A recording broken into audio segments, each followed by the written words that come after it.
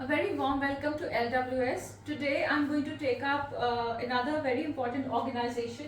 हमारी जो सीरीज चल रही है इंटरनेशनल ऑर्गेनाइजेशंस की, रीजनल ऑर्गेनाइजेशंस हम डिस्कस कर रहे हैं. We have discussed BIMSTEC, we have discussed BRICS.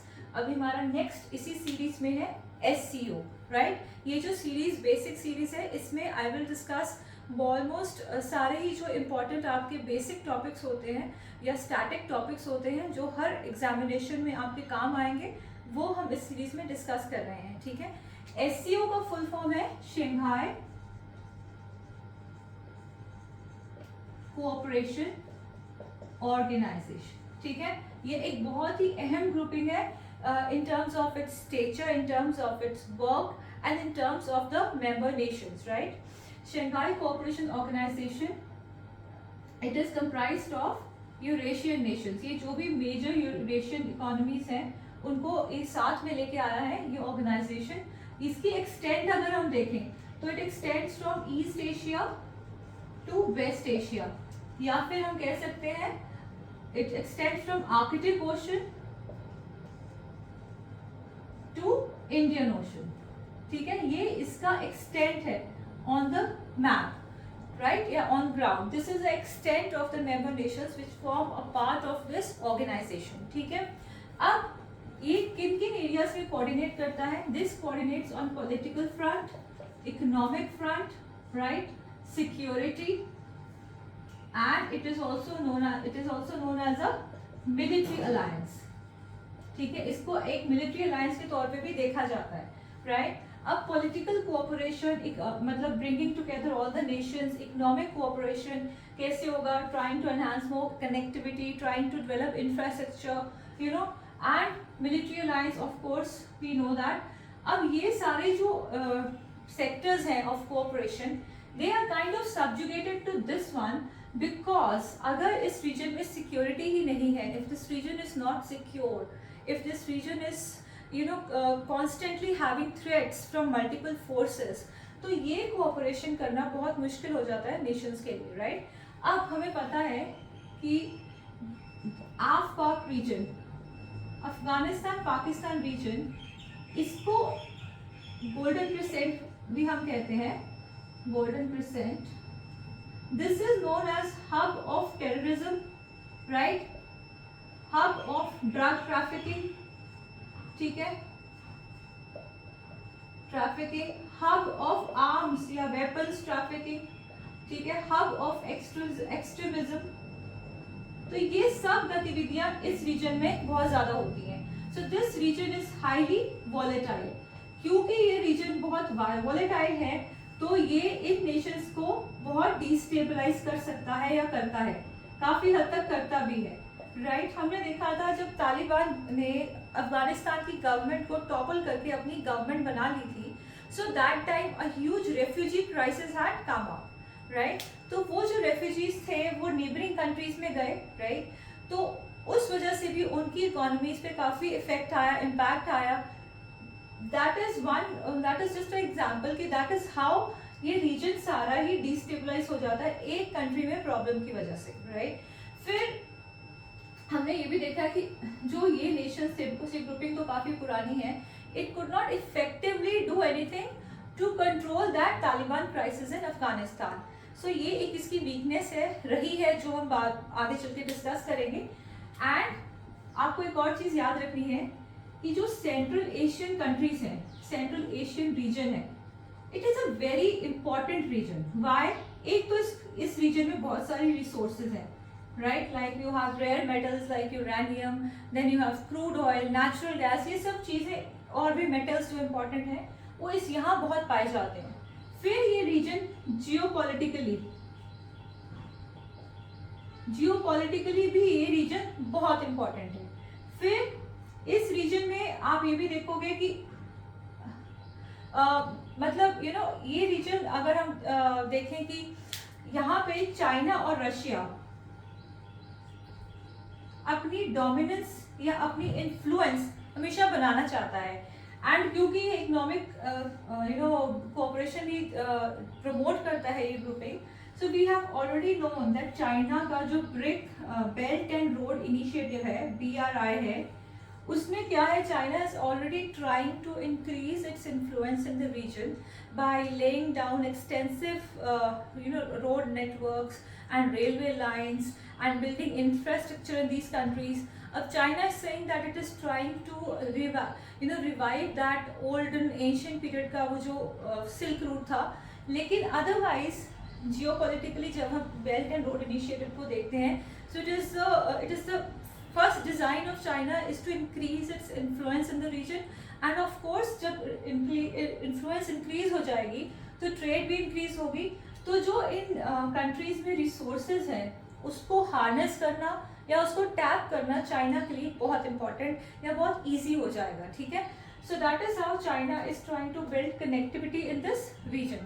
So you have to understand that this region is very important in terms of resources geopolitically, right. और ये बहुत ज़्यादा डिस्टेबलाइज भी होता रहता है because of this golden crescent.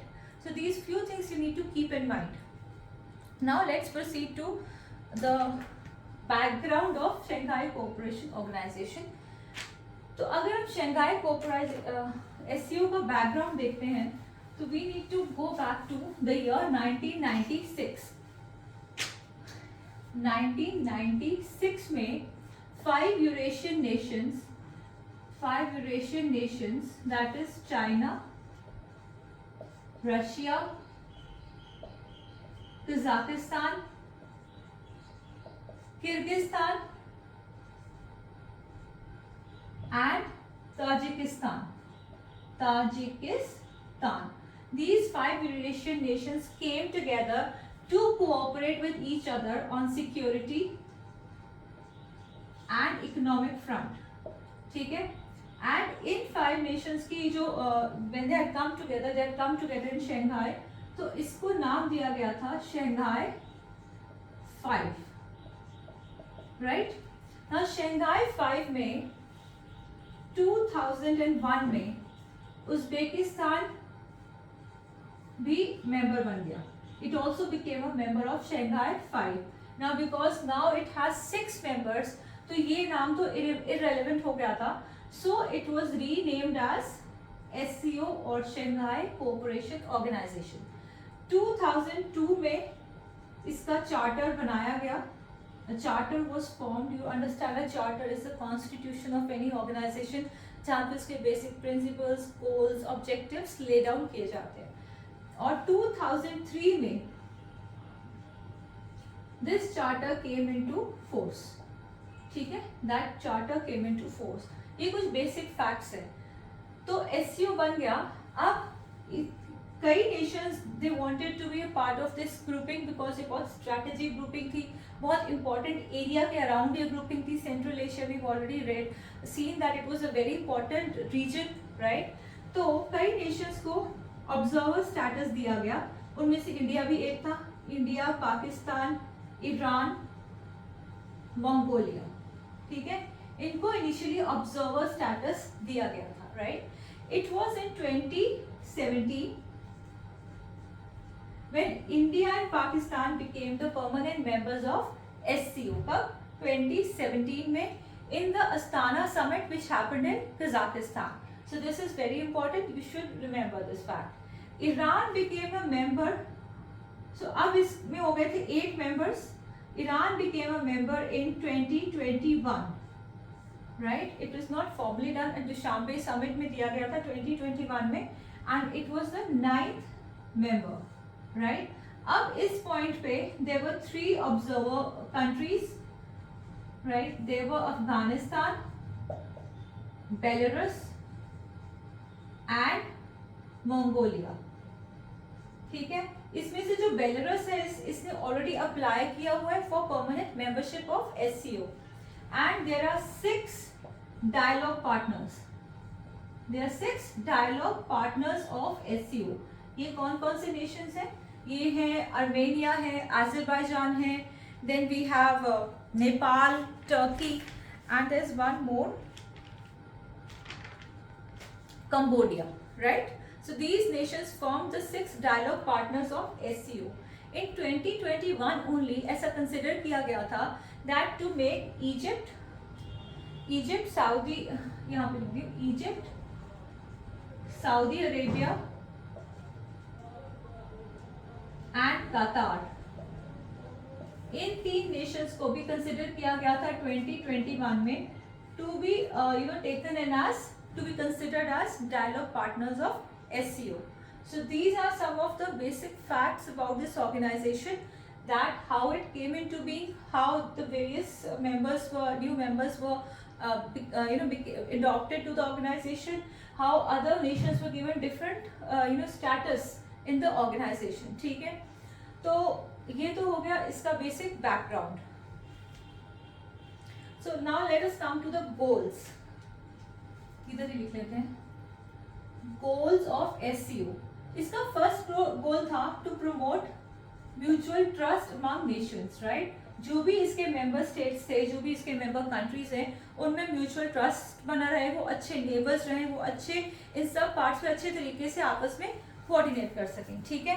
फिर इसका सेकंड था to promote cooperation in various areas like trade, like research and development, environment, then culture, in economics, right, economic front, then people to people contact, agriculture, so many areas जो थे, environment, इन पे इनकी cooperation अच्छे से होती रहे. So that was another thing. Third जो हमने देखा ही है वो है counter terrorism या security. That is one of the major goals या focus of this organization. Why? Because of that very tense or volatile AFPAC region. फिर एक इसका फोकस है कि to promote democratic and fair principles in all the member states and in all the states which become a part of this organization. तो fair political principles को भी promote करना इसका एक major aim बन गया. ठीक है. अब because counter terrorism was a major part of this goals of this organization, तो इसके लिए एक सेपरेट प्लेटफॉर्म बना दिया गया under SCO only, that is known as RATS. That is known as RATS. So RATS is इसका full form है regional anti terrorism structure. ठीक है. अब आप खुद देख लो कि इसका काउंटर टेररिज्म कितना मेजर फोकस था कि उसके लिए एक सेपरेट प्लेटफॉर्म ही बना दिया गया. Now this RATS is permanently based in Tashkent. ठीक है. 2021 में इंडिया को RATS की चेयरमैनशिप मिली थी for 1 year, right. So you should remember that India became the chair of RATS in 2021. Currently, India has the chairmanship of SCO. And this year on 4th of July, India is going to host the next SCO summit. ठीक है. But this summit is going to be held virtually, right? और इस summit का जो उन्होंने नाम दिया India ने वो है Towards a Secure SCO. Right, this is the name. So this is a aligned fact which you should know. 4th July India में ही next summit हो रहा. That is one major reason that this can be a very prominent question in the mains examination, या फिर even next year के लिए भी एक important question हो सकता है अगर इस summit में कुछ important they take some important measures and all. अब आते हैं challenges पे.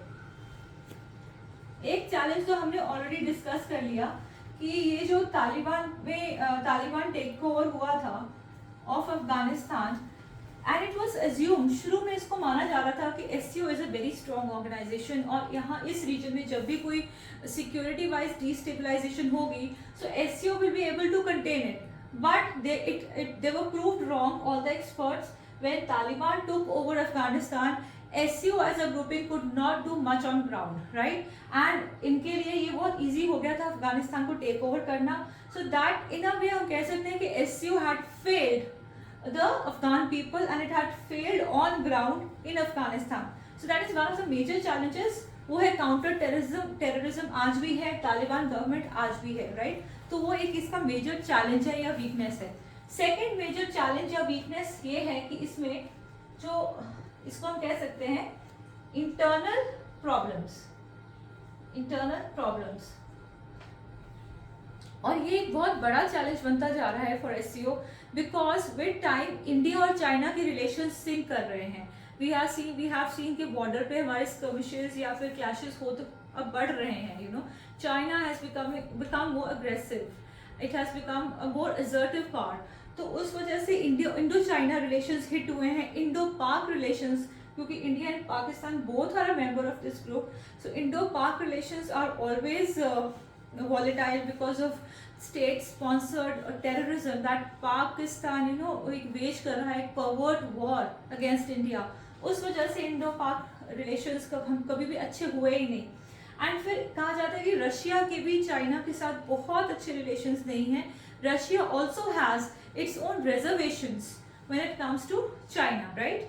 और सेकेंडली ये सब वजह से भी ये लोग इतना सिक्योरिटी जो इनका मेन फोकस है उस पर नहीं काम कर पा रहे हैं. अब ऐसे चाइना और रशिया का भी इंटरेस्ट है इस आफपाक जो हमारा गोल्डन क्रिसेंट में जो वॉलेटाइल रीजन है उसको कंटेन करने का. क्यों? क्योंकि रशिया में भी एक कॉकेसस रीजन है जहाँ पे रशिया में टेररिज्म की एक्टिविटीज पाई जाती हैं. फिर चाइना में भी जिंगजियांग रीजन है जहाँ पे यूगुर आउटफिट है जो टेररिस्ट आउटफिट एक्टिविटीज करता है अगेंस्ट चाइना. तो वो सब जो टेररिस्ट आउटफिट्स हैं आपस में कनेक्टेड हैं, they are connected to their terrorist outfits in Afghanistan region. तो रशिया और चाइना का अपना भी एक इंटरेस्ट है to contain this rise of Taliban, but they have not been able to do so. Why? Because of the internal divergences between them या internal problems between the nations which are growing day by day. So आगे चल के how this summit will work out or what is the future of SEO as a grouping in the region, it will be very interesting to watch. And with this I bring this topic to a close, and I will really want your suggestions and comments and questions if you have any. Also do remember to subscribe to the channel and like the video if you want to see more of such kind in future. Thank you so much.